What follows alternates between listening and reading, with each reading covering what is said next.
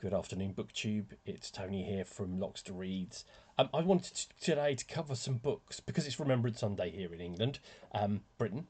I wanted to cover some books about sort of memory, mourning, and how the sort of remembrance process came together. Now, annoyingly, I only have one of them in hard copy. I have the other three as Kindle books, so I can't show you the covers until I work out a way of doing that. I'll get there in the end, but for the moment you're going to have to bear with me. I will put all the titles down below. They are all in print, I believe, although the last one possibly is not. I think it's fairly easy to get though, but I think the others are all, because I read, as I said, I've got them on Kindle, so that means they're available. And in fact, I read one of them on Libby.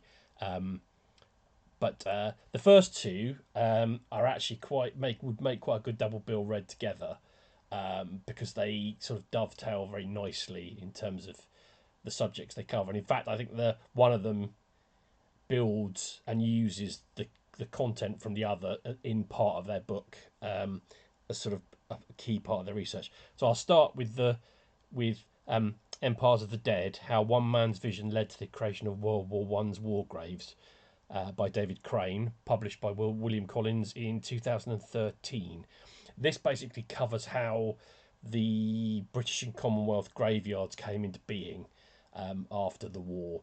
Talks about the political discussions and complications that led to what was created, and how it was driven by a guy called Ware, who had a desire to create something that was an imperial equality in how people were buried. And although he kind of got that, it's had an impact that I don't think he intended when he was working towards that.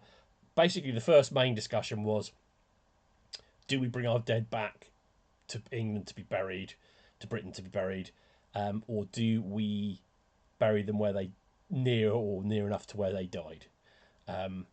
And the second main discussion was, what do we do with those people whose bodies we can't identify, or who have no known grave because their bodies were destroyed by artillery or whatever.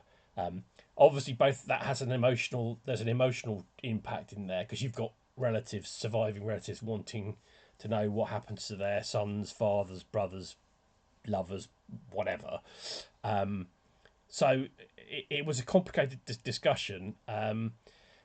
There was and obviously people were being buried while the war was going on, and then battles would roll over the ground where they'd been buried, and graves would be not destroyed, and then people would be reburied. So it was a complicated and unpleasant process, obviously dealing with the remains of people. So he talks about basically the whole process that led to what we now recognise as a British military graveyard. The other thing we should bear in mind is Britain had never had this many men in the military. It never had so many people out there fighting, and these questions were we'd never had to face. He does actually talk, I think, and I think both other books talk about sort of how military deaths had been marked prior to World War One, which was virtually not at all. They talk about the dead of Waterloo, and what happened to them, which is basically not much, and a lot of their bones were converted into material for industry or farming. But the key thing this book I think talks about is sort of how that process of equality, like the decision was made that there was going to be no differentiation between officers or men. That the gravestones were going to look the same, so you weren't allowed. The shape and design and size of them was going to be the same, and that although there was some eventual discussion about what would be on it, the basic statement was going to be the same, and the basic design was going to be the same. Relatives were eventually allowed to add bits to them. I mean, Wilfred Owen's grave, I think, has a little bit of his own poetry on it, which his mother wanted on there. But there are others, and it didn't matter where you watch nation you were from. They weren't going to separate people. But I mean, eventually you had different. There's Australian. But there was supposed to be no. The imperial part of it was that not Crane. Ware wanted no everybody to be part because they were empire. It didn't matter if they were Indian, Australian, Jewish, Catholic, Protestant, Hindu, Muslim, whatever. They were all to be buried fundamentally in the same way. So it's an interesting book in that regard, covering the thing, and then also the other thing they had to discuss was what they were going to do with to commemorate those who died with no known grave, and how that led to things to designs for things like the Men in Gate, and for Lutyens' memorial to the missing on the Somme. It's a fascinating book. I really recommend it. I found it quite both interesting and moving.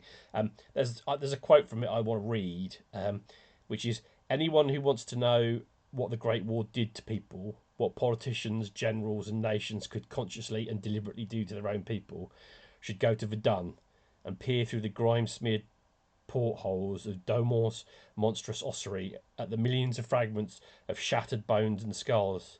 Anyone, though, who wants to know who those people were need only go to a British cemetery. So that was that one. Now, the one that dovetails very neatly with that is The Searchers, The Quest for the Lost of the First World War by Robert Sackville-West, published by Bloomsbury in 2021.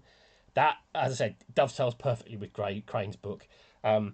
It sort of deals more with a couple of things. It deals more with the men who died with no known grave, and how to give their relatives closure. It starts actually with the story of Lieutenant Hugh Williams, who was only finally added to war graves and memorials in 2001, which was 50 years after his mother had died, because the family had refused to accept that he died because they'd never found a body. And it covers the sort of process of identification, the initial burials that I've mentioned before, the reburials, the creation of the cenotaph and the tomb of the unknown soldier. It's interesting actually how many of those processes started as amateur efforts that were eventually picked up by the government. I mean, the cenotaph was meant to be temporary originally, but people were so moved by it that it became a permanent fixture. The creation of the tomb of the unknown soldier again started off from I think it was a vicar. He was a army chaplain who saw an unmarked grave with just, I think, the words "an unknown British soldier" on, and that who eventually wrote to the Dean of St. Westminster Cathedral and said, "Look, we should maybe do and there's a whole process. There's actually a very good video from a Remembrance ceremony from a couple of years ago, which tells the story of the whole story of how the unknown soldier's grave came to be. I'll put a link in the show notes about that. But he also covers things that other books don't often cover, which is like the growth of spiritualism as people wanted to know what had happened to their relatives to get some kind of comfort from their deaths, and pilgrimage, like how people gradually started to go visit once the graveyards were up and running, that they became a sites of pilgrimage. There's a very beautiful short story by Kipling, I think, called The Gardener. I'll put the proper title in the show notes. It's a very short story. It's about a woman who goes to the grave of a boy that she brought up as her own, even though it wasn't her child. It's I'm not going to spoil it. It's surprisingly moving in such a short period of time. And when you know how Kipling had lost his son in World War One, and I can't remember. I don't think he has a known grave, but that again is a sort of sideline. But it talks about pilgrimage and spiritualism, but it also focuses on ongoing efforts to identify and exhumate bodies. They find bodies all the time, and there is what they are. People try to identify them. It can't always be done. And now with sort of DNA technology, you can, if you can narrow down the process, you can often identify and confirm that that person is who one of the missing, and then they're given a grave in a Commonwealth War Graves cemetery, and their names taken off those with no known grave lists. In fact, there's a and you get a story in here of and what they do is they try and reach out to surviving relatives and invite them to the reinterment. It's actually quite a moving little story, and it's quite impressive how it's still ongoing. And for that reason, it's kind of like I found it. Both these books are very moving and very much worth reading.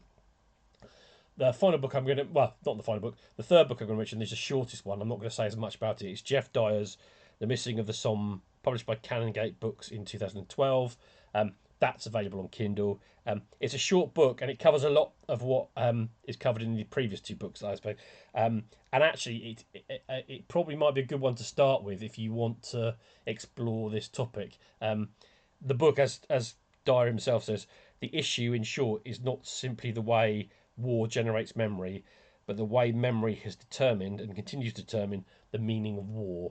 That's kind of what the book's about, and it ties in with another book, which is Paul Fussell's book, again, shown in the show notes, which I might talk about at some point, but I not today, because that's more of about the literary processing of World War One.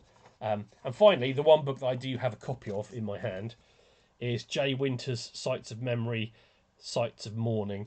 Now that is a what am I going to say here? Yeah, it's published by in 1998. This is the Cambridge University Press reprint of 2014. This looks at like a lot of things: war memorials, art, cinema, particularly Abel Gantz's 1919 film J'accuse. I have a copy of J'accuse. It's a BFI thing but that one has the 1933 sort of remake on it, which is sound and it's sort of driven by the impending arrival of World War II as much as anything else.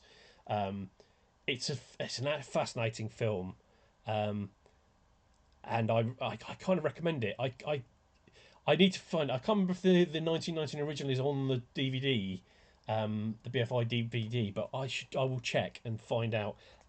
But yeah, it also compares the experiences of World War One and World War Two.